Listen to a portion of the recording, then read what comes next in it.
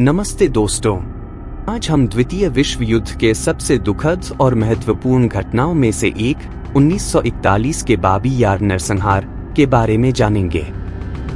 इस भयानक घटना को इतिहास के सबसे बड़े और क्रूरतम नरसंहारों में से एक कहा जाता है। लेकिन क्यों?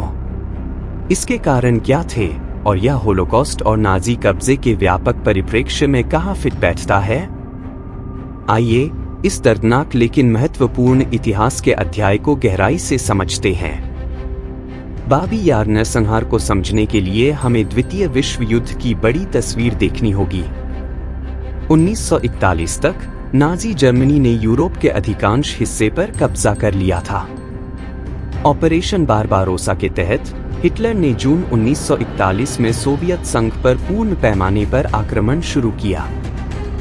जर्मन सेना के तेजी से आगे बढ़ने के कारण सितंबर तक उन्होंने सोवियत यूक्रेन की राजधानी कीव पर कब्जा कर लिया। अपने अभियान के हिस्से के रूप में नाजियों का लक्ष्य उन लोगों को समाप्त करना था जिन्हें वे अवांछनीय मानते थे, जिनमें यहूदी, रोमा लोग, कम्युनिस्ट और सोवियत युद्धबंदियों शामिल थे। यह बड़े पैमाने पर किए गए नरसंहार का हिस्सा था जिसे हम होलोकॉस्ट के नाम से जानते हैं। सितंबर 1941 तक नाजी अधिकारी बड़े पैमाने पर हत्याओं की तैयारी कर चुके थे। उन्होंने स्थानीय आबादी और सोवियत सरकार के बीच तनाव का फायदा उठाया और इस समय यूक्रेन में यहूदियों के खिलाफ जबरदस्त नफरत फैली हुई थी। कीव में हुए बम विस्फोटों को नाजियों ने सोवियत तोड़फोड़ का परिणाम बताते हुए उन्होंने यहूदियों को इसका दोषी ठहराया और उनके खिलाफ कदम उठाए। 28 सितंबर 1941 को कीव के चारों ओर पोस्टर लगाए गए जिसमें सभी यहूदियों को अगले दिन एक निश्चित स्थान पर एकत्र होने का आदेश दिया गया। यहूदी परिवारों को यह विश्वास दिलाया गया कि उन्हें पुनर्स्थापित किया जाएगा।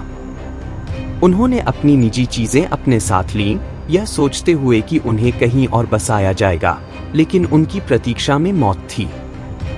29 और 30 सितंबर को अनुमानित 33,771 यहूदियों को कीव के बाहरी इलाके में स्थित बाबी यार नामक खाई में लाया गया।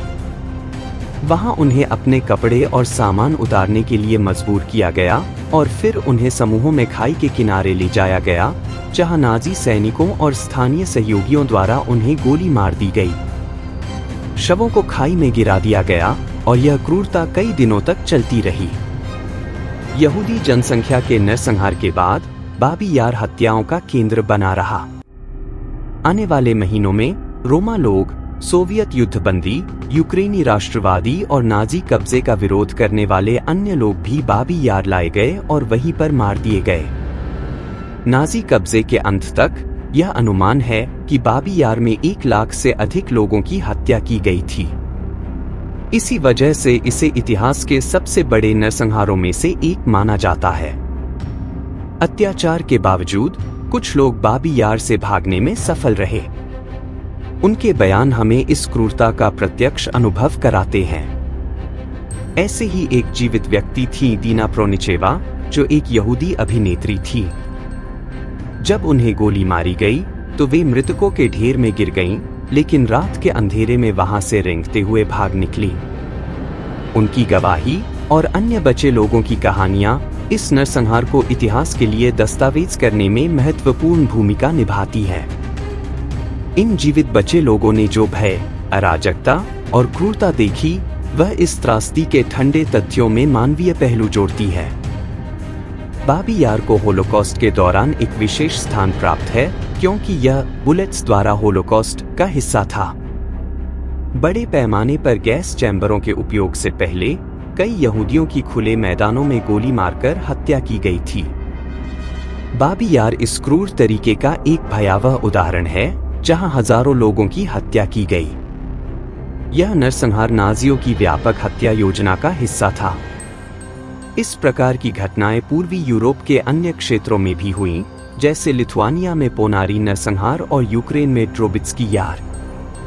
द्वितीय विश्व युद्ध के बाद बाबी यार नरसंहार को तुरंत यहूदी त्रासदी के रूप में मान्यता नहीं मिली। सोवियत सरकार ने इस घटना के महत्व को कम करके दिखाया, इसे यहूदियों के बजाय सोवियत नागरिकों के बड़े पैमाने पर हत्या के रूप में प्रस्तुत किया। यह तब तक नहीं था जब तक यूक्रेन स्वतंत्र नहीं हो गया कि बाबी यार के पीड़ितों को उचित श्रद्धांजलि दी गई। आज बाबी यार एक महत्वपूर्ण स्मारक स्थल है जहां यहूदी और गैर यहूदी पीड़ितों की याद में स्मारक बनाए गए हैं। हालांकि इतिहास में अन्य नरसंहार हुए हैं, बाबी यार कुछ विशिष्ट कारणों से अलग है। एक अमात्रा इतने कम समय में इतनी बड़ी संख्या में लोगों का मारा जाना अकल्पनीय था। सिर्फ 2 दिनों में लगभग 34,000 यहूदियों की हत्या। 2 क्रूरता। हत्या की विधि विशेष रूप से क्रूर थी, जहां लोगों को गोली मारकर खाई में फेंक दिया गया। 3 निरंतरता। यह स्थल महीनों तक एक सामूहिक कब्र के रूप में उपयोग किया जाता रहा और नाजी कब्जे के अंत तक 1 लाख से अधिक लोगों की हत्या की गई। 4 प्रतीकात्मकता। बाबी यार नाजियों की नीति के उस बदलाव का प्रतीक है जहां अत्याचारों को एक व्यवस्थित नरसंहार में बदल दिया गया था। यह होलोकॉस्ट के इतिहास में एक महत्वपूर्ण मोड़ था। यह स्थान नफरत, हिंसा और अधिनायकवाद की विनाशकारी शक्तियों का गवाह है और इतिहास में मानव क्रूरता के सबसे अंधेरे पहलुओं का प्रतीक है। बाबी यार नरसंहार के पीड़ितों को याद करते हुए हमें इतिहास से मिलने वाले सबक को भी समझना चाहिए। बाबी यार की भयावहता हमें नफरत, असहिष्णुता और अनियंत्रित शक्ति के खतरों की याद दिलाती है। आज के इस महत्वपूर्ण लेकिन दुखद इतिहास को जानने के लिए आपका धन्यवाद।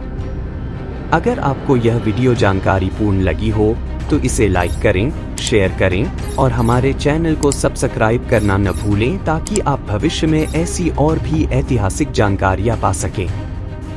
अगली बार तक नमस्ते दोस्तों। नवीनतम वीडियो के लिए बेल आइकॉन को दबाना न भूलें।